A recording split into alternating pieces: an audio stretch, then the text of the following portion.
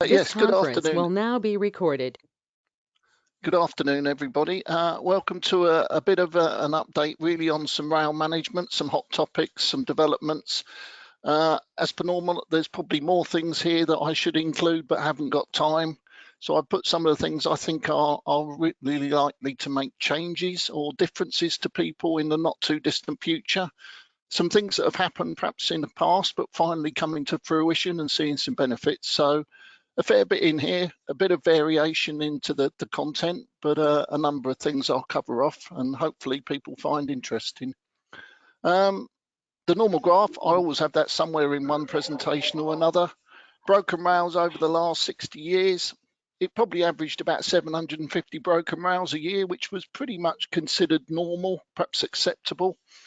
Hatfield in 2000, some big changes after that, some big drives to reduce the number of broken rails and some very positive downward trend in the number of broken rails we see each year. So a big change there.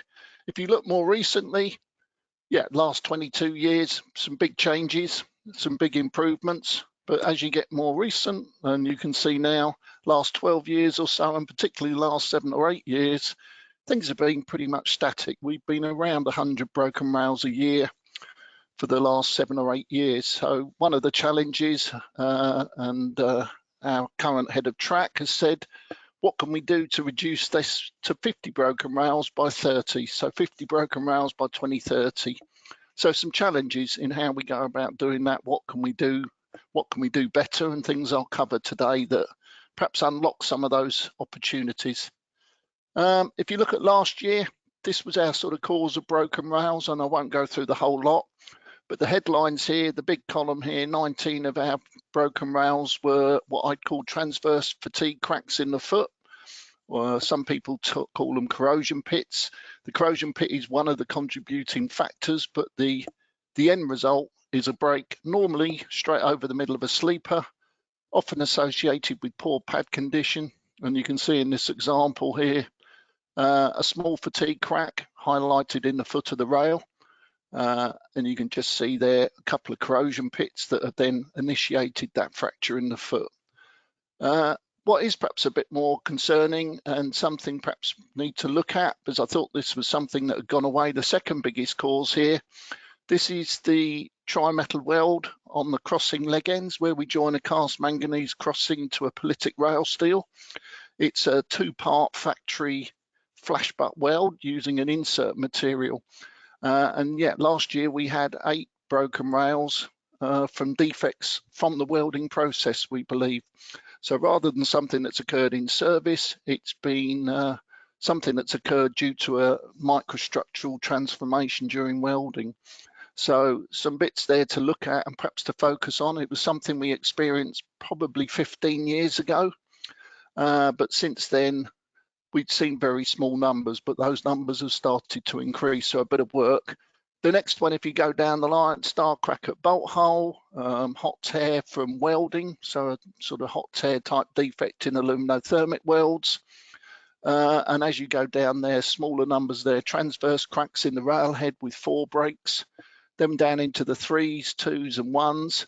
You can see, other than perhaps a couple here where we should be doing more, particularly with the rail foot failures, is not one single thing to target. You couldn't target welding and see a significant reduction to achieve the 50 by 30. So some challenges, but a whole load of range of different ones that go out that cause the broken rails in the last year. So certainly some of the focus has been around what can we do, particularly around these foot failures, and been quite a challenge as to how we tackle those. A couple of examples of this, it's about 30% of our annual breaks.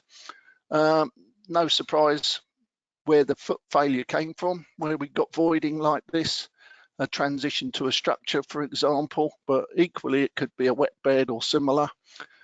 You put a lot more strain into the rail foot, a lot more stress there during traffic. And some of the other examples I'll show, you can see where that's led to problems. Bear with me. Again, the foot failure and a bit more detail. Very small fatigue crack, so difficult to perhaps detect. This one is actually in the middle of the rail below the web, so potentially something you could see from the top-down ultrasonics, but not always that case. And a couple of other examples, similar break, but West Coast main line, again, straight on a sleeper. On the fast lines, 40-plus-year-old rail, but when you look more detailed here, there's very little to see. There is a corrosion pit, but very, very small defect in this situation. I think one of the things to note in this sort of situation, a lot of attrition in the ballast. You can see the rounding on the edges of the sleeper. It's been moving around for a while, and increased dynamic loading at this point because of localized voiding. And again, this is on a structure perhaps not so obvious in this place. If you look in more detail and look at the geometry, pretty much completely flat bit of plain line CWR, but we have this dip angle somewhere between 10 and 15 milliradians that's been present for quite a time. Interestingly, it's not just a single sharp dip, which might aspect to the joint or similar.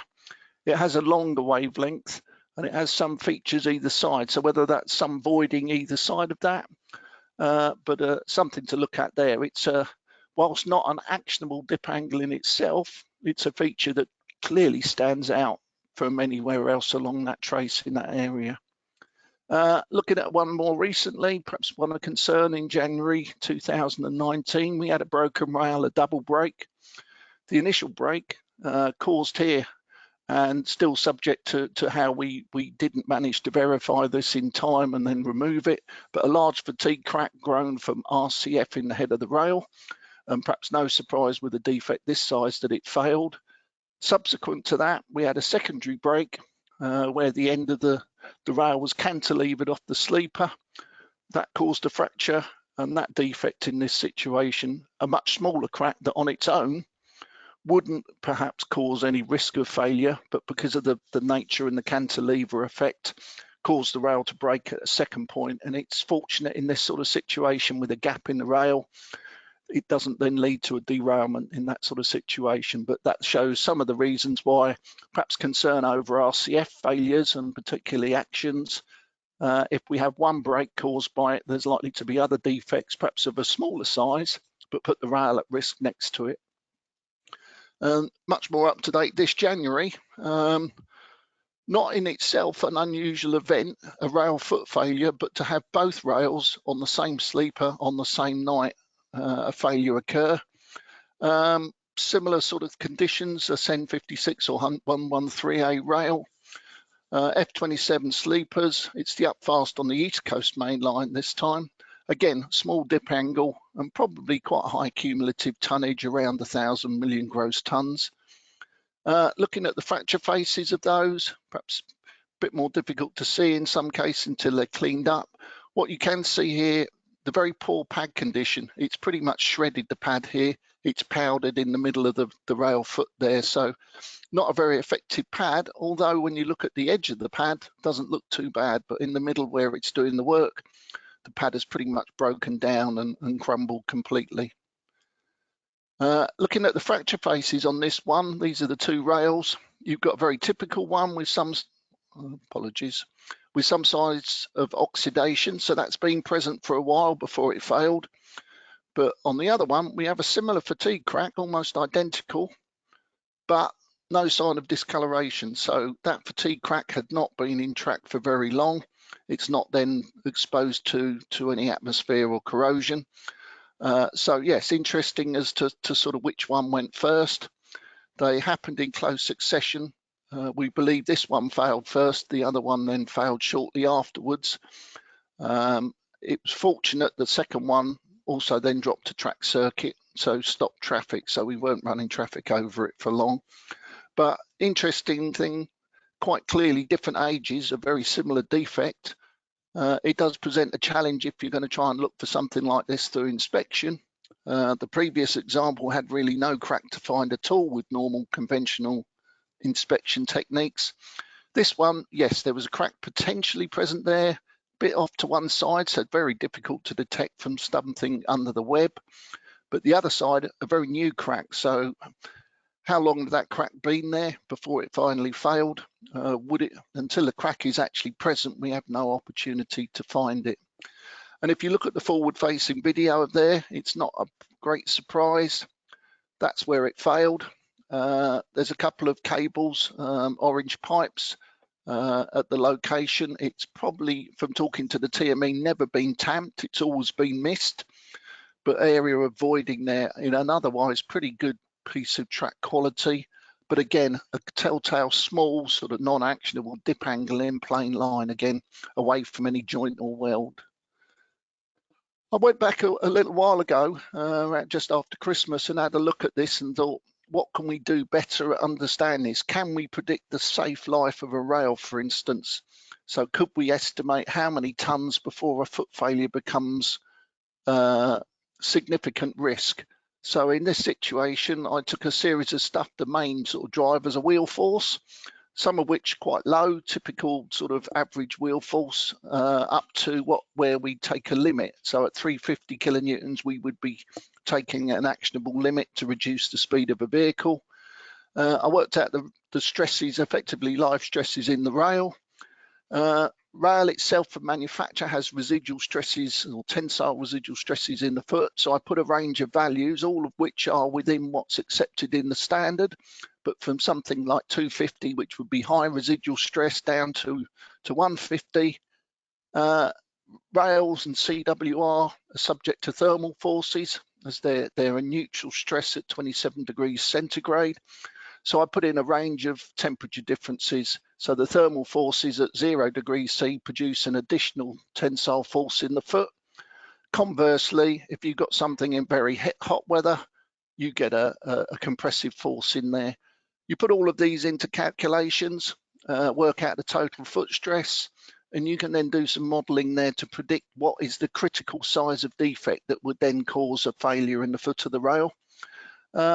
Perhaps pleasingly and perhaps worryingly in both cases, a worst case with a big wheel load, a high residual stress and cold weather, defects in the size of the foot, this would be a 3.2 millimeter radius crack. So something probably smaller than your fingernail would trigger a potential failure of that rail. If you take it to the opposite extreme with a lower wheel force during a very hot weather with low residual stresses, a crack there, perhaps a radius of about 35 millimeters, so quite a sizable defect.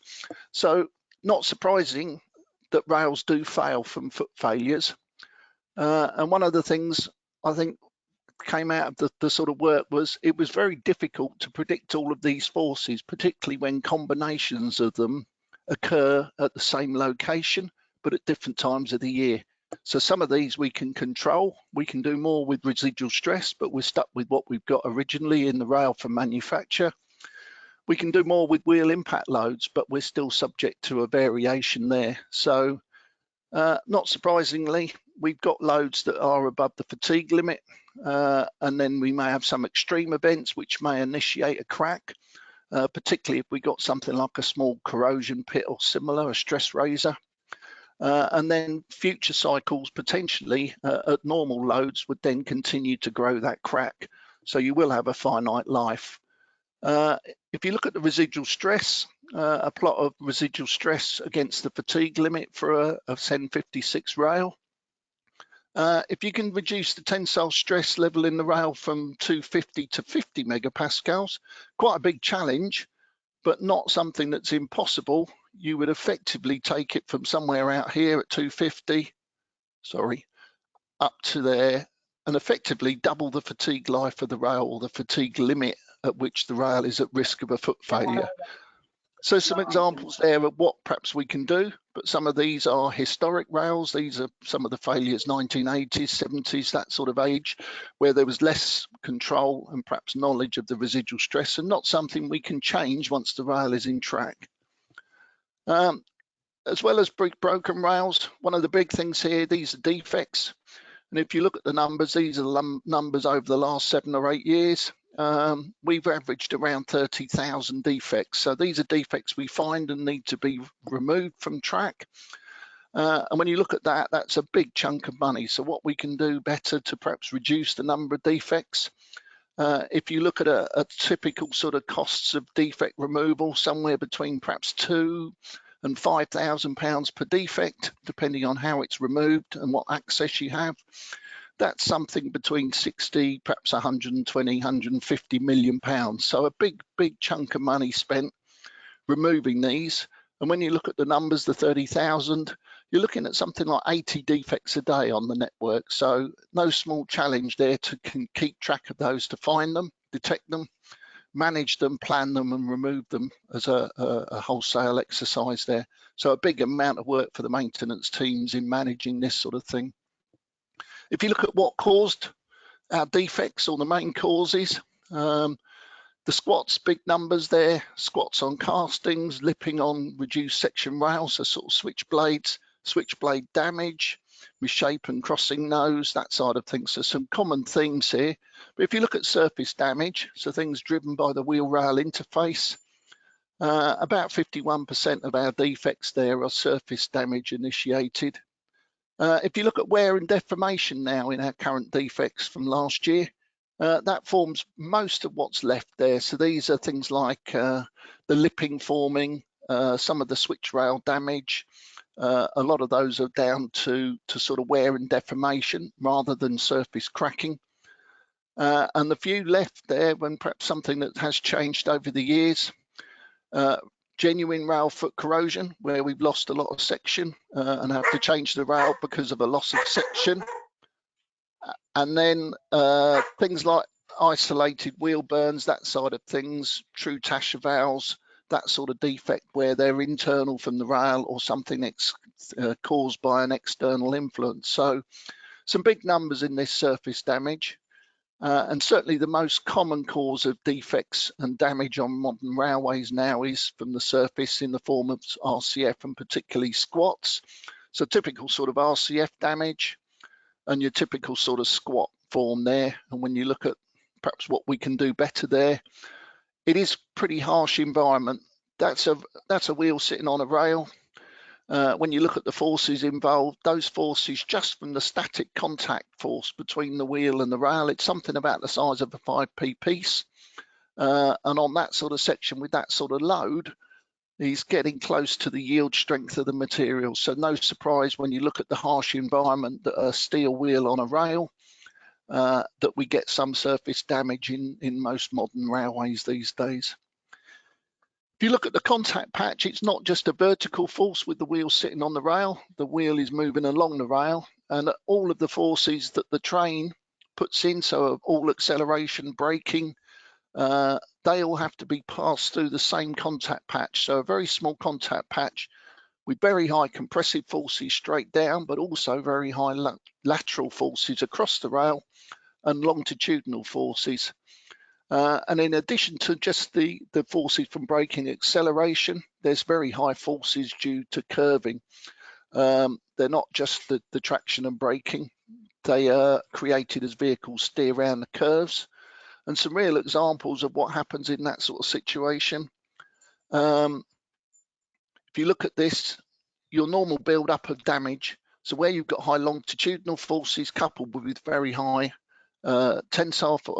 compressive forces, you develop a lot of strain in the material. So deformation, not just sort of pushing the rail sideways, but this is dragging this surface of the rail back. And you can see here the severe plastic deformation near the surface. So the original rail microstructure has been dragged back and massively elongated. And this is where your surface cracks like RCF start to form. The material has a finite amount of strain that it can accommodate before cracks appear, and they will start to crack, and then they will grow under continued traffic. But this, say a longitudinal section, you get quite a significant impact there. And looking at some of the examples, we've done a load of modelling. You can see a lot of this through some of the vehicle dynamics modelling, which then tracks these forces and calculates them. Excuse me, my dog is shouting at people, but apologies for that in the background. So we can model these forces, the very high longitudinal and lateral forces. You put them together. When you take that out on track, you can look at where your cracks sit. You can look at your longitudinal and lateral forces coupled with the vertical. The resultant force then no surprise there that our cracks grow perpendicular to the main resultant force. So depending on how the curvature and that side of things can change the angles of the cracks on the surface. But that sort of high rail RCF there, you get the cracks growing on towards the shoulder and then growing out towards the rail under repeated traffic. If you look at some of the other things that are examples of what the longitudinal forces are doing, this is on a 1500 meter curve, direction of travel from left to right. You can see it's dragged the high rail of the curve backwards. The track gauge is nominally square and where the sleepers would have been. And sufficient force here that over time it will actually drag the rail or drag the sleeper through the ballast. And again, on the right hand side, a similar picture but taken across two tracks on a curve. And you can see different direction of travel. But again, the high rail being dragged backwards. And you can see those sleepers originally started their life parallel. But with the very high longitudinal forces that are exerted on there, that causes this skewing of sleepers. And you can see it has quite a dramatic effect where it's pulled the track, actually distorted the track form completely due to these high longitudinal forces. So something we can't ignore, not just acceleration braking, but just during curving as well. And perhaps no surprise, that's where some of our worst RCF occurs, in moderate curves where these steering forces are very high and longitudinal forces. Some of the examples of RCF, typical high rail damage, the surface cracks. As they start to get bigger, you start getting some shadowing. But similarly, the same steering forces, perhaps not as same lateral forces, same contact pressures, but also on the low rail of curves. So they start perhaps as a finer general cracking, generally not as deep, and lead to sort of flaking and shelling, but equally a problem because this isn't something we can readily manage. If we don't remove this material effectively, the rail will become untestable. We can't demonstrate it has other defects or hasn't got any other defects present, so the rail then requires removal or remediation to remove this surface damage. So whilst less of a risk of a broken rail, still equally damaging from the point of view of a defect if we can no longer inspect the rail with ultrasonics. A bit about premium rail steel developments. We've done a look at that, and a lot of railways have spent a lot of time and a lot of focus over the last, well, probably 150 years in total. If you look at where things have come from, originally, I think we even had cast iron rails, but things moved away from that, a very brittle material. Quite soft, not particularly strong, through wrought irons and perhaps earlier steels, the early Bessemer steels, low carbon steels. What you will see generally over the years, things have really progressed, not dramatically, from our politic rail steels of the 1950s. Perhaps a slight refining of these, perhaps a higher carbon content to increase the strength in of politic steels. But generally, these have focused on making the steels harder and harder to reduce wear. So higher carbon contents, heat treatment, finer and finer politic microstructures to improve the strength and to improve the wear resistance. So if you look at a simple wear cycle, so the wear rate effectively against the hardness, when you start getting it to your high hardness premium rail steels, you can see a big reduction in the wear rate. And this a log scale on this one. So yes, potentially from a 200 grade rail to a 400 grade rail, anything upwards of about 700, 800 times reduction in wear. So some massive differences in the wear properties between different rails. And by increasing the hardness, the trend has been to try and produce a rail with less deformation, less wear, and ideally a longer life. If you look at some of the things we've got through, currently R260, the 260 grade is probably the most, or is the most dominant now in Europe. It's about 90% of all rails in Europe that use this particular grade. The 350 heat treated, 350 HT, has been around for some while, and it's effectively the same composition as a 260 grade, but uses accelerated cooling or heat treatment to refine the perlite and increase the hardness and tensile strength in the head. HP, some people know it in the UK, it's an HP 335. It's naturally cooled, so no heat treatment. It's a hyper-eutectoid steel through alloying additions, and is basically engineered to increase the strength of the cementite, or the volume of cementite in the steel, and increase the ferrite by having smaller, finer carbide precipitates. So a lot of work done to engineer the rail steel metallurgically to produce a much higher strength, perhaps with a particular sort of emphasis on strengthening the microstructure. Some of the others we've looked at, the 400 MHH, a microalloyed head hardened rail.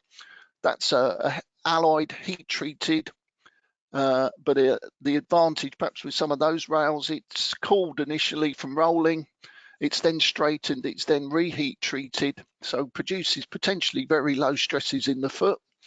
And some of the things that have been around for about 30 to 40 years now, but are making a comeback, is some of the bainitics. And British Steel have done some work more recently, looking at some of the older designs of bainitic steels, and have got 2 current grades that they're doing trials with. And what else? What else do we really look for?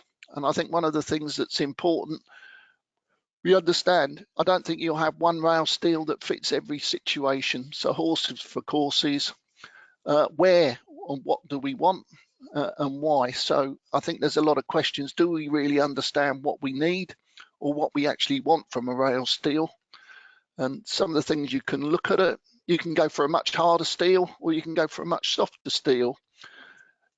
If you reduce your wear and deformation, you go with very expensive alloys or heat treatment. You get to a very high carbon content, produces a very hard steel, but you're working against your weldability, so it becomes difficult to weld. Perhaps more risk of thermal transformation from things like grinding. You've got cooling rates become very critical, so what we're doing to manage it, can we do any weld repairs? Probably not in some of the ultra hard materials and the high premium rail steels. Potentially get higher residual stresses. We've got a reduced ductility and toughness, but we do have less wear. Now, do we need more grinding or perhaps less grinding, but more controlled grinding? We've got to be quite careful of what thermal input we put into the rail surface. And perhaps in a situation with a very hard steel, the rail life will be restricted perhaps by surface damage and not wear as we perhaps would have had before. The opposite, and some people and different railways looking at different ends of this spectrum, looking for a softer steel. So a lower strength and lower resistance to surface damage, so perhaps more likely to suffer some of the problems. Potentially lower residual stresses, but more natural wear to reduce fatigue damage build up on the surface. So the surface of the steel is more likely to wear out, particularly any high contact forces will change the structure or cause wear. So reduced cost of manufacturer, it becomes much more weldable. The opportunities to do things like weld repair rather than just changing rail. Quite a big increase in ductility and toughness. So the harder steels tend to be more brittle with less ductility. So do we need perhaps more profile deterioration, more grinding? We've got more wear, more shape change during traffic. So perhaps more grinding needed, more plastic deformation and lipping, but perhaps a life restricted by wear and not by surface damage. So at the moment, both of these extremes are being explored in different railways in Europe. One with a very soft rail that will wear out, the other with a very hard rail but will need a lot of attention there to prevent surface damage. If you look at what's the difference, nothing majorly different in the rail steels. The bainitics are generally a lower carbon. And for a particular carbon composition, you can achieve different microstructures by changing your cooling rate and your cooling time. So a slow cool over a long period of time, you can produce your ferrite and pearlite by cooling from the right temperatures. Cooling it slightly quicker, you can produce bainitic microstructures. Cooling it very quickly, quenching it, you can produce incredibly hard martensitic structures. Perhaps what you are, a much tougher material, a much harder, more brittle material. So a lot of the choice there, but certainly recently a lot of emphasis being put back on bainitic steels and what we can do differently.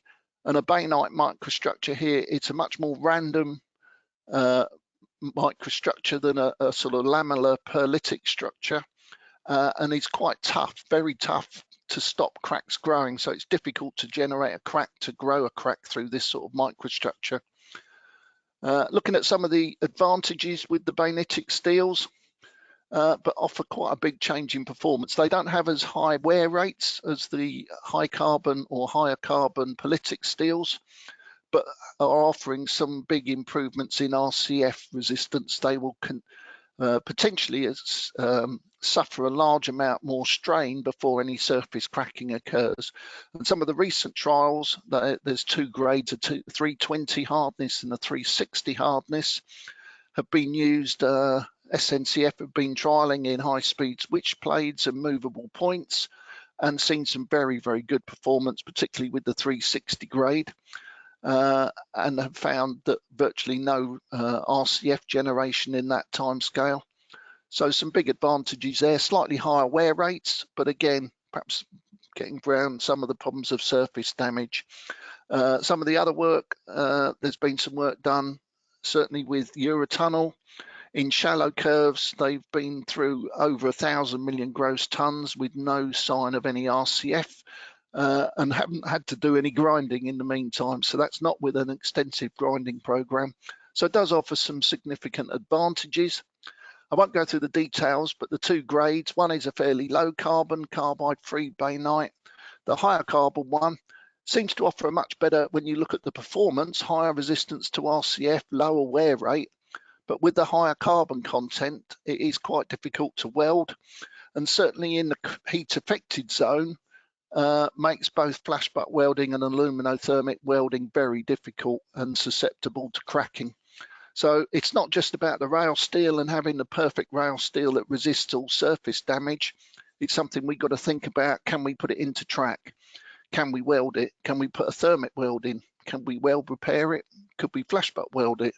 And the work and the demonstration by SNCF in switch blades has been using that, because they don't need to then weld that in track. So they've accepted they won't be weld repairing, but to join it, they can then put a controlled factory flash butt welded leg on to enable them to join an ordinary perlitic rail together and weld it in track. So it's one of those challenges. It may offer very high performance, but from a maintenance point of view, all you can do is replace that with a new component, which perhaps works reasonably well in S&C, but would be something you'd have to think about carefully if you put that into plain line, where putting in a closure becomes a normal way of managing that going forward. If we haven't got the right welding processes, perhaps something that severely limits what we can do in that situation. Won't go through there, but you can see in the rail steels generally higher carbon contents, particularly where you get to things like the HP grades, where we're nearly at 1% carbon. So big challenge in those as to how we weld them, particularly how we do any weld repairs and control the microstructure and the cooling rates to ensure that we don't either cause embrittlement or further cracking. The bainitic steels, the last two there, you can see a much lower carbon, but very carefully controlled cooling rates to achieve the bainitic microstructure. So some different steels, different possibilities, different performances, but perhaps different pitfalls. And if you look at some of the other work being done, perhaps a bit more away from just rail steels, I looked at some stuff a while ago with Jay Giswell and the University of Huddersfield, who did a first sort of bottom-up design of rail. So what would you design a rail to look like? Not on the rail steels, but on a cross-section. So they looked at improving things like the head and foot width, the rail height, what's allowable wear.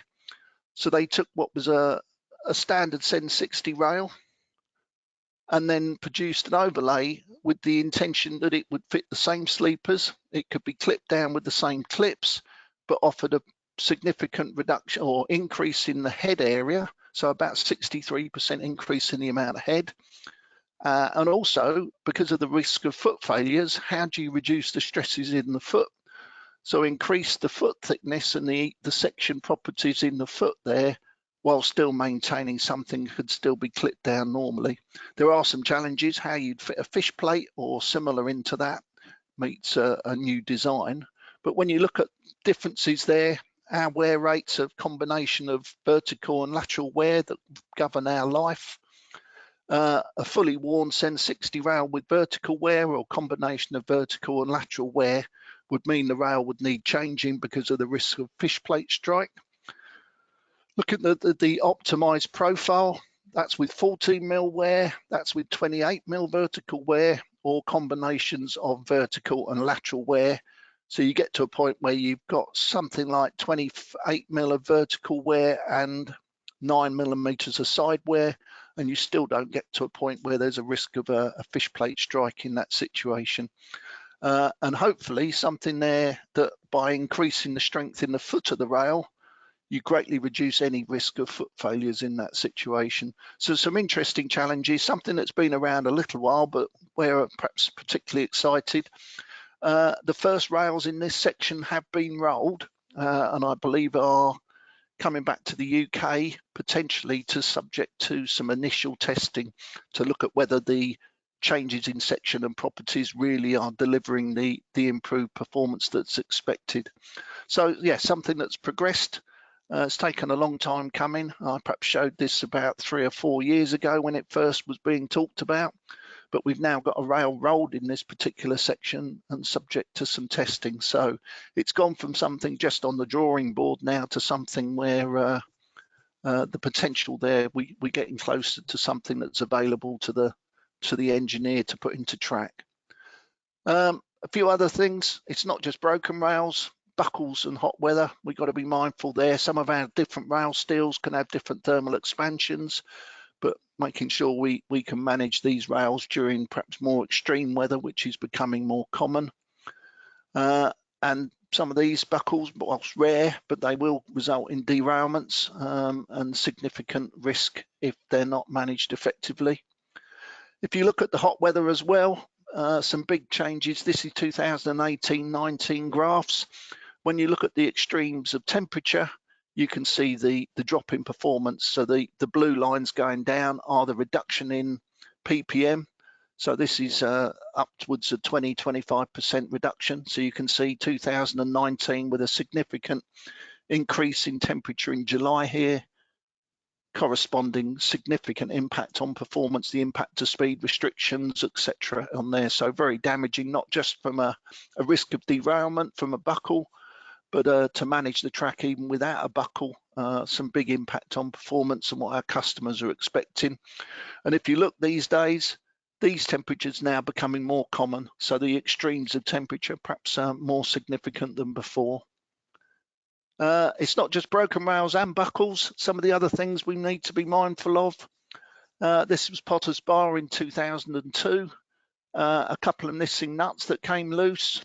And a broken stretcher bar, a lock stretcher, that resulted in the points points opening under the traffic and split a train onto 2 routes which barrel rolled under the platforms at Potter's Bar. So something there you look at. We did a lot of work after Potter's Bar to try and reduce the risk, but then perhaps in 2007 at Lambrig, not dissimilar situation. In this situation, it was a broken stretcher bar bracket, so the front stretcher bar bracket broke. The lock stretcher didn't break in this situation, but the bolts came undone. The end result was a switch rail that closed under a train. So the same symptoms. So whilst perhaps post Potter's Bar we thought we'd manage this, the end result was a pendolino spread across the Cumbrian coast, across the Cumbrian countryside here, and certainly something there where the rails themselves, not a problem, but the bolts that fasten them together, is something we've got to be mindful of, that we manage connections, bolted connections in particular effectively, as a few missing bolts, loose bolts or failures there can be equally as destructive and damaging. What can we do better? We're very good with tons of data at the moment, but perhaps our intelligence is poor. We need to understand more about our asset conditions, but we need to do that in a way that we can link the data together. Looking for it as separate sources is very difficult. We perhaps need to manage support conditions, particularly geometry faults, where do multiple conditions occur together? So do we know that, particularly where they're below actionable limits? Look at different minimum actions for higher risk locations. So an example, we fix a wet bed by digging out the ballast, reinstating new ballast and improving a bit of drainage. But should we be changing the rails as part of the rectification work? The damage there, the risk of a foot failure is much greater where the rail has worked harder and poor support conditions, but we tend to fix the geometry fault there, but not perhaps reset the fatigue damage that's in that rail. So even though we may have fixed the wet bed, we still have a significantly increased risk. Some of the tools we've got, LADS, RINM, route view, geometry traces, supervisors inspections, visual inspections. We've got TrackX. We've got DST tools that look at perhaps some of those benefits. We've got things like PLPR, and more recently, the AVA type systems, rail health, and insight in development. One thing with all of these, they're all different systems. Linking them all together is quite a challenge, and that's where the insight work, it's currently being developed to really bring all of these together. Some of the things we need to be mindful of: poor crossing profile, high dynamic loading, voiding under the bearers, broken and missing modular screw joint or joint screws, and no surprise, we end up with a foot crack. So what can we do? We can reduce some of the stresses in the casting, but we can understand better where these conditions occur together. The insight team, really data analytics and machine learning to try and tackle this, aligning massive amounts of data to put them on a common format so we can not just look at data, but the data can be interrogated by the systems to tell you where problems actually occur. And certainly a big advantage using this, so we can inform maintenance schedules and predict and prevent much better, particularly around risk, so we understand where risks actually occur. Some of the other things, rail depth from U to use. There's an example here, a broken rail, loss of foot there. So you can see the reduction in the rail depth and the gall that's occurred at this point. So something like 2 or 3 mil reduction, then coupled with 3 or 4 mil of gall, resulted in a broken rail there from the foot. You can see the thinning. The rail next to it not showing quite so much damage, and certainly not the same corrosion and gall there. If you look at some of the things it tells us, not just where there's problems in level crossings, but there's a weld in the rail depth data. There's a weld between 2 slightly different age rails with different levels of wear.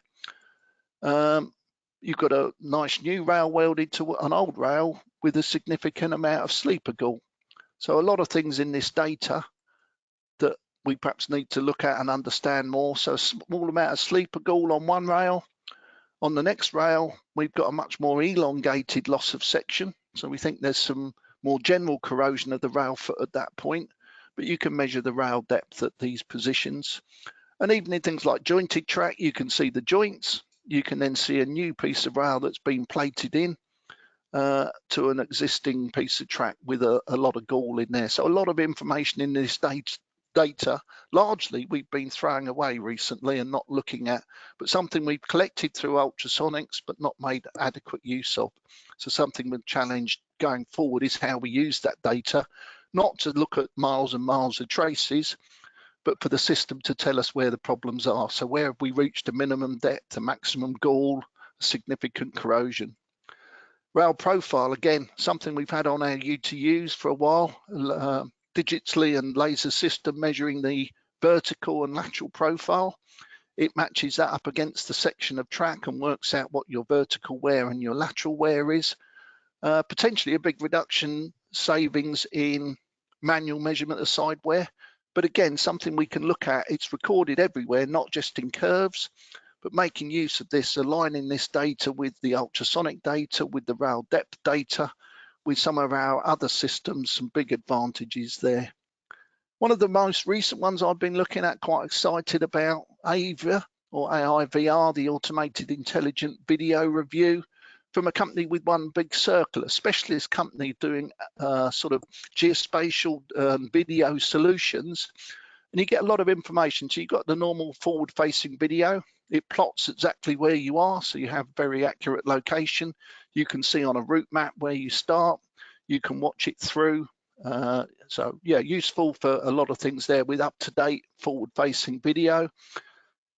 You can look at that particular structures, features. It's quite a detailed picture. If you're interested in what happens in the shed and the loco and the yard at Derby, they generally start and finish here. So there's always lots of pictures when they start their journeys coming in and out of Derby. So lots of interesting stuff in the pictures. Perhaps a bit of track we're particularly concerned about, but stuff there. Other things that are on the train. It's thermal imaging cameras on the train as well. So it's not just ordinary video. And you can see here, this is the imprint of the bogie. It's right at the start of the run. It's where the warm wheels were sitting on the rail before it's got the green light to go. And the wheels warmed up the rail a small amount. So you can see in the thermal imaging.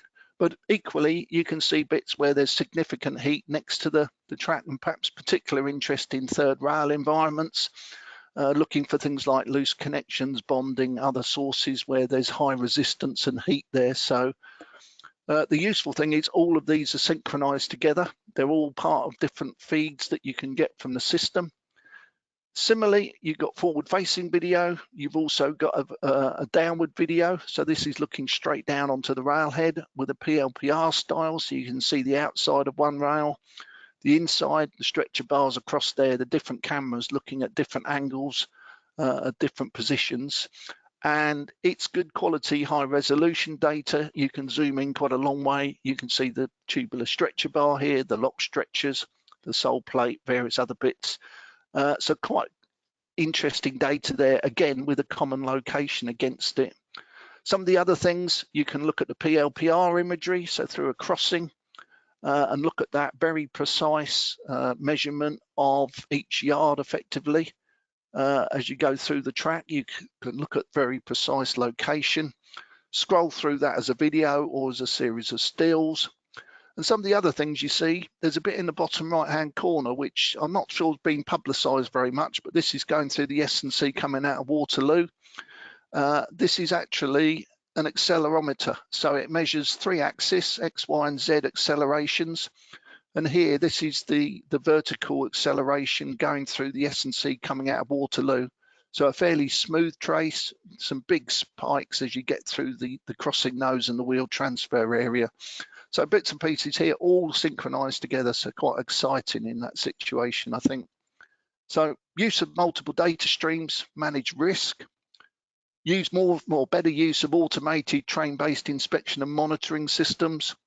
The Insight tool being developed provide aligned data and highlight areas that increase risks. Not something you need to look at afterwards, but use the tool themselves to bring all the data together.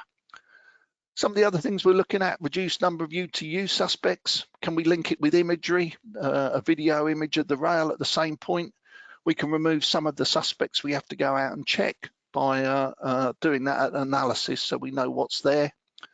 Perhaps considering things like lower dip angle interventions had a big benefit in reducing rail end failures when brought in, but perhaps something for welds, crossing noses at different values where we perhaps need to take note, but certain components won't reach the same. The original dip angle limits were written for a four-hole bolted joint, and perhaps a lot larger than we would want for some other components there. So using video, we can be certain what geometry we have with what component. Could we control a tensile residual stress in the foot? What could we do there? Not something we can do retrospectively, but a challenge going forward. Think about perhaps how we consider rail in service. It's not just a fatigue crack or an ultrasonic defect. Some of the other things, it's the conditions the rail is exposed to during service. So today's geometry fault might be tomorrow's rail defect or break. So some challenges there. Look at rail replacement as part of the repair of significant long-term geometry faults, reduce the risk of foot failures. Can we find the conditions that put a rail at risk of a foot failure and actually then drive their replacement before they failed? Because looking for a fatigue crack in the foot, very difficult, if not impossible. And by the time we did find something, it's either likely to have already failed or would require a very significant or immediate action. Support conditions, focus on those, stiffness and resilience of the track system, better ways of actually improving that. So how can we better get rid of wet beds, voiding, that side of things, better ways of improving the track support structure. And some final thoughts, track doesn't look after itself and unfortunately normally fails unsafe. So very rarely will you have a safe failure. All rail failure modes are in competition and the rail will fail by whichever is resulting in the shortest life. So perhaps if you look before, low incidence of foot failures may indicate the life of the rail's normally been limited by other failure modes. So internal defects, that side of things, but things are changing. There's big benefits in not renewing rail and components prematurely, extending the life of the asset, but it will slowly change the risk profile. So if your rails aren't failing because of wear, or they're not failing because of internal defects, then you're able to push more and more tons over the same rail, but perhaps changing the failure modes. Cumulative tonnages have increased, and certainly things we've looked at now, some of the broken rails and foot failures, we're in the 1,000 to 1,500 million gross tons, something you'd think fantastic for a life of a rail, but no other reason to change it, so we continue to use it. And perhaps conditions change where things like foot failures become more of a risk. If you want to look at things like safe life of rail, it's very difficult to calculate that accurately because of the big differences in stresses, what's applied to it, wheel loads, thermal forces, all of those things can vary quite a bit. So calculating a sort of safe life is difficult. So I focus on the conditions we can see and measure, and where those rails are at risk, I think will yield potentially some benefits going forward. We've got to make sure we manage rail as we're using more of it or making it work harder and longer. We need to understand what's happening. And many of the controls currently are underpinned by inspection or at least actions. And we need to make sure we find something or identify a condition, otherwise it will not be managed or controlled. We also need to think about finding things in a timely way so we can plan their removal well before failure occurs. We don't want to do immediate actions. And why should we be concerned? This goes back to Hatfield in 2000. We had a broken rail on the high rail of a curve. The train derailed. The rail broke up as the train moved across, and we ended up with a train spread across the Hertfordshire countryside. Unfortunately, the buffet car drifted out across from the fast lines, across the slows, toppled over and wrapped itself around an OLE stanchion, killing 4 people there. So one broken rail, but quite a significant change and a focus there. Whilst we've reduced numbers, we've not eliminated the number of broken rails. And many thanks for the invitation to present today. Thank you very much. All right, thank you very much, Brian. A huge amount of ground covered there.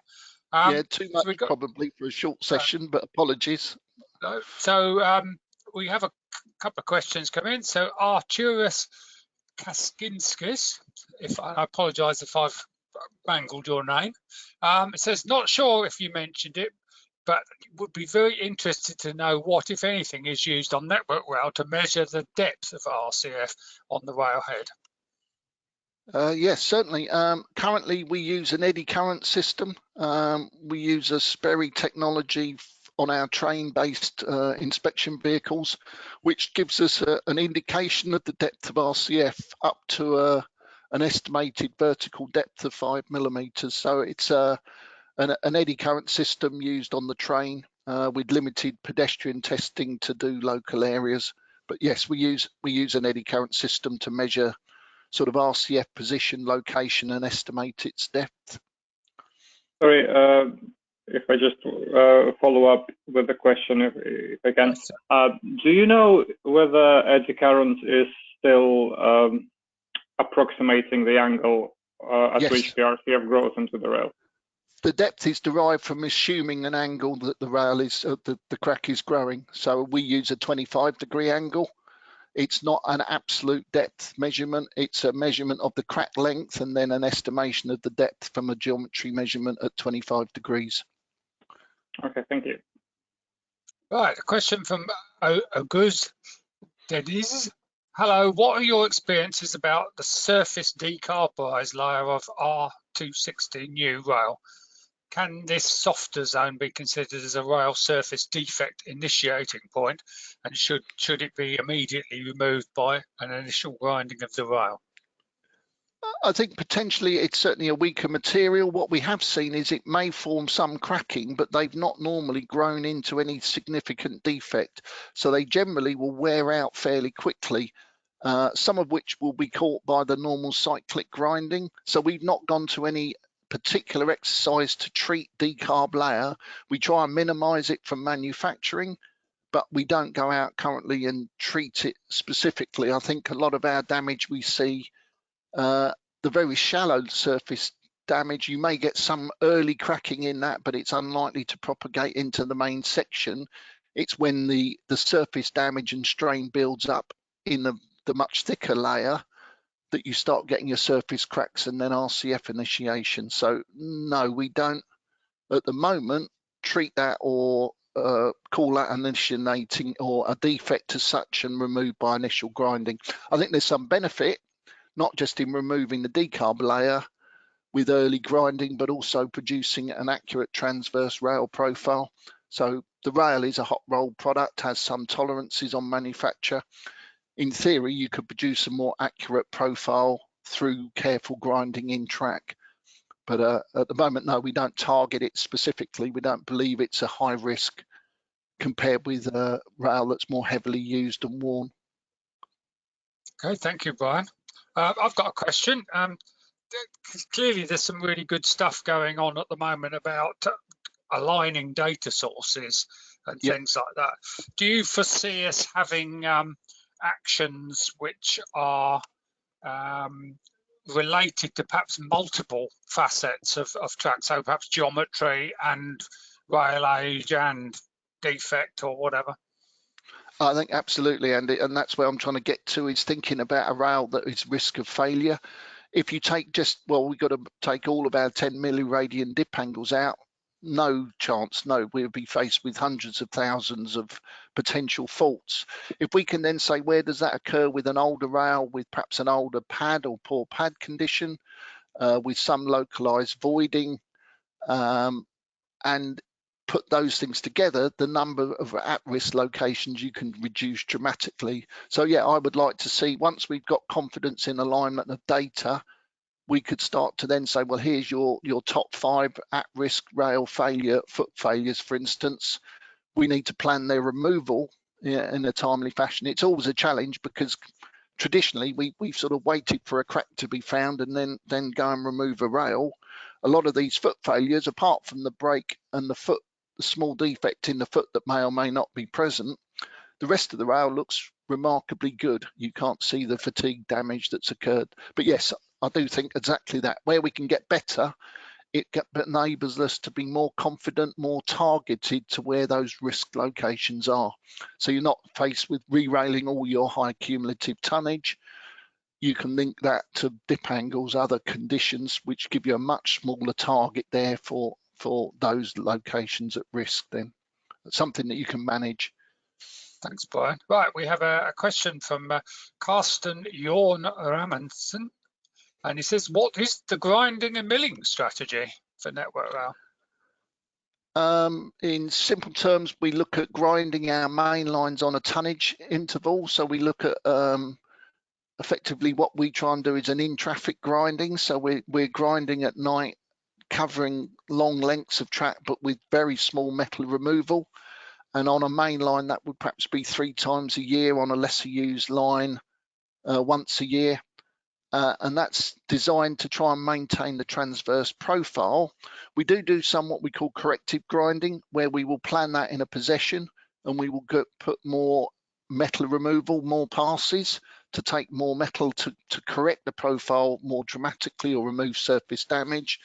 And then milling is effectively the next scale up. We are planning that to remove more significant surface damage, where we're looking to mill surface defects up to about 5 millimeters deep, providing we've got sufficient rail depth and the rail isn't already worn.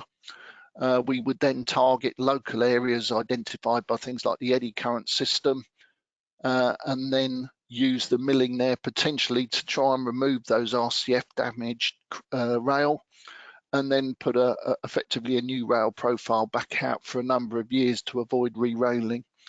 I think at the moment we're doing quite a lot of our milling is being focused on significant RCF, severe RCF. I think over time we will perhaps be more efficient if we could target some of our less severe RCF, but we are playing catch up, having taken a while to get millers into the UK and working. Right. Okay. So we've reached our time now. But we have one last question before I close the meeting. So Shahab Mahmood asks, many occasions when I travel on trains, I hear a cracking or sharp noises, like scraping of the rail surface by the wheels. Sometimes the wheels tend to have a minor jump. Is this due to the wheel interface or the rail needs inspection? I think that's possibly the curving effect, I think, isn't it? Sharp I curving. think so, yes. If you hear the very sort of high screeching type noise, that's almost certainly an oscillation or the wheel actually in contact with the high rail of a curve, and that may be the vibrational noise often coming from the wheel rather than just from the rail. Sometimes the wheel tends to minor jump. It may be a small alignment fault. If the wheel is in contact with the rail in a curve, then you will perhaps feel a smaller alignment fault than you might do if that was in straight track. Generally though, no, if it's a minor jump or lump bump or similar, that would be picked up in the geometry and actioned if we believe that presents a risk. It's possible there are a few, you have an instance, something that like a broken rail or a defective joint, which may produce a significant bump in the track, and that perhaps will occasionally occurs, but will be picked up normally by a driver, a train driver.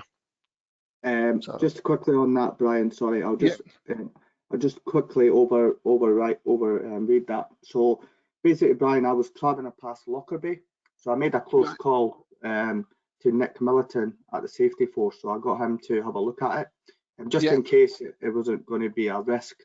So obviously, so when I went past Lockerbie, the train was going quite a high speed, so it started scraping off the rail.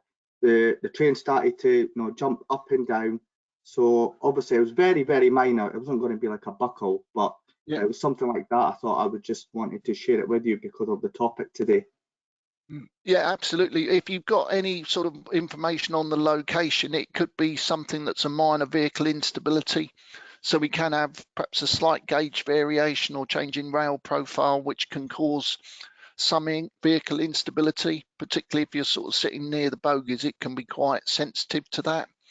But yes, if you've got any further information, drop me an email on brian.whitney@networkrail.co.uk with anything about the location, and we can look in more detail then if there's anything that needs further inspection or anything in the geometry or rail data that shows any particular issue.